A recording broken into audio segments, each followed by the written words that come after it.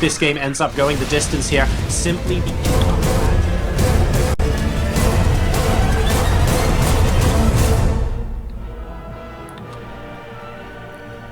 Welcome to Deadwing, ladies and gentlemen, spawning in the bottom right-hand position as the Crimson Terran player. The current hot seat king of the hill, finding himself in a little bit of a predicament here, having to win 4 games to win this best of 9. It is Liquid Bunny. Arguably having to work half as hard here. He's only got 2 games left to go, enjoying a healthy advantage at 3-1. His teammate, representing Team Liquid.net, Dario Wuensch, Liquid TLO. I didn't mean for that player intro to coincide in time with the music, but you know what, guys? I'll take it. That worked out just fine. So, Deadwing. Huge map. Uncertainty as to whether we've got cross spawns or vertical positions. The players will find out shortly that they have vertical. I wonder if TLO is going to spot a potential natural expansion or something at the ramp and immediately turn around so that Bunny scouts him a little bit later, or if he's just going to say YOLO and just move straight in with the Overlord. We've often seen players go straight in, but we have seen both. So it'll be interesting to see what his mentality is like going into the first couple of minutes of this game. The hatchery, of course, has gone down for TLO. No sense in... well, I don't think I've ever... I don't remember the last time I've seen a 2 racks on Deadwing. I mean, I guess it's been done in Plat, you know, so why not? But generally speaking, it doesn't happen, guys, so don't worry too much about it. In the meantime, of course, a barracks follow-up. No gas just yet for Liquid Bunny. And, oh, are we going to see... We are going to see 3 hatch before pool from Liquid TLO. So, a very, very economic opening here. Gambling a little that Bunny hasn't got something aggressive planned for this big map. And the Overlord is going to be able to spot that Bunny has spawned in vertical positions in just a moment. And wow, when you zoom out, just a moment actually feels like forever. But he is going to be able to get in there very shortly indeed. And there we go. He sees the supply depot. He's going to continue to go in. He's actually moving away from that for now. Okay. The Overlord has actually been seen. Yeah. So TLO is just moving in to check out the gas timings. He sees one gas. He's going to move in to a point where he can see the other. And then the Overlord's... No, is he? No, it doesn't look like it for now, but he's going to be able to get the heck out of Dodge for now. In the meantime, we actually have a couple of Marines on the way for Bunny. So that's useful information for TLO, actually, because he knows that it's not going to be a Reaper instantaneously coming out of that barracks. That's going to be very, very useful for him, because he did go for that 3 hatch before pool. Having those Reapers flying around, regenerating hit points, stopping his drones from mining, killing off a couple of them, going to be incredibly annoying for him indeed. But... that's not to say it's all doom and gloom for Bunny, of course, because he got his factory down significantly sooner than he otherwise would have. So he's going to be able to get Hellions reasonably close to as fast as possible here. And that means that he'll be able to pile on a lot of pressure very quickly. So TLO is going to need the assistance of those Queens. He's going to need to connect this creep. He's going to need to make sure this ramp is very, very adequately protected ASAP. The good thing about going 3 hatch before pool on this map, of course, is that, yes, you've taken the natural. Once you take your 3rd base, you are still vulnerable until you're in a position where you can defend this ramp. So let's say you have a spine crawler, a couple of buildings, and a couple of queens. You're generally okay, because for a Terran player to attack the natural without going through the 3rd, you're going to be seeing drops and stuff like that, at which point of the game it just becomes a lot more dynamic and you're comfortably into the mid-game. So that's the point where TLO wants to get to. He needs to stabilize right now, and if he's able to do that before Bunny can do any damage off of him, across any early game progression, then you could argue that with that 3 hatch before pool, TLO is going to enjoy a little bit of an early game economic advantage here. So Bunny immediately sending out the first 2 Hellions. He's not wasting it all. He wants to be able to clear and limit any creep spread. All part of being very aggressive as a Terran player. And we have 12lings and a Baneling Nest behind this. So TLO is taking this very, very seriously. He knows he went 3 hatch before pool. He knows that Bunny might be able to exploit this kind of aggression. But Is Bunny going to be able to get a footer? No, it doesn't look like it. Those Lings actually are doing a pretty good job and a good number on these Hellions right now. They're going to have to move all the way back. Do we have some buddies here? Yes, we do. Okay, so 3 and 4 Hellions could be a bit difficult for him. We're going to see a bit of a repair on these Hellions. I'd like to see it before they move back out again. Yes, we are. Nice little job there from Bunny. But TLO is actually being aggressive with this. He's saying, great, I've got my 3 hatcheries, and now I'm on 36 drones, and I'm going to do nothing but attack. So this is not something that Bunny's going to be expecting. You're on 3 hatches. You're trying to defend against me right now, remember, mate? And TLO's saying, actually, no. I think what you'll find is you're going to have to try and defend against me. But he needs to be careful of showing those banelings too early, because the Hellions will be able to roast them if he's not too careful. And here we go, trying to go for a surround on the Hellions. The banelings actually moving in right now. And the bunker is going to go down. 5 banelings going in and another 2 moving out. The actually killing off most of the Zerglings there. Only 4 Zerglings remaining, but those 2 banelings can be a really, really frustrating couple of units to deal with. There we go, all getting killed. Oh, so many SCVs on so low health.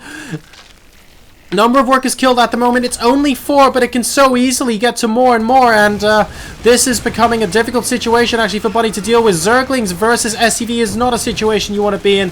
Where are the Hellions? We need a couple more out here, and TLO now is starting to do, I think, game-ending damage. He's going to go 4-1 up here. I don't see a way back from him after all of those SCVs went down. We went from 4 to 19 workers killed. We're at the 9-minute mark in this game. More banelings are being morphed in, and Bunny, after choosing Deadwing and potentially going for an early Hellion, trying to build up, maybe we can speculate, to a Hellbat timing here, is being out-aggroed by TLO, who just went 3 hatch before pool and then absolutely came on non-stop on the aggression after hitting 36 workers. He's not going to be able to get combat shield either.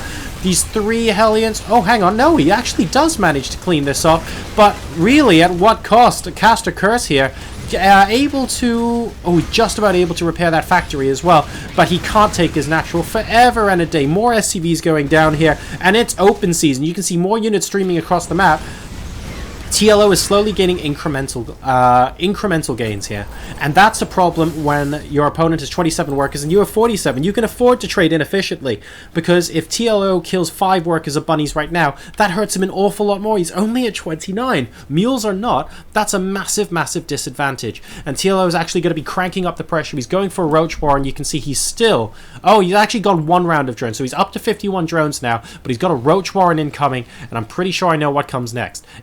We're going to be seeing roaches and banelings, and this is going to be very difficult for Hellions to stop. Now, we've got the starport and the armory incoming, so those Hellions could become Hellbats.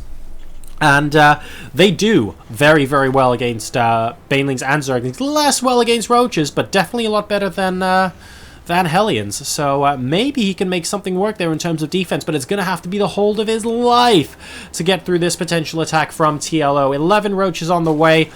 He definitely knows what he's doing now. No messing about from our Zerg player. He wants this hot seat King of the Hill. He wants to make sure he is sitting on that chair come next week. And that would mean that he potentially wins the bounty of $225 that's on Bunny's head right now, and then start his own quest for glory. He's starting from next week at $150 a pop.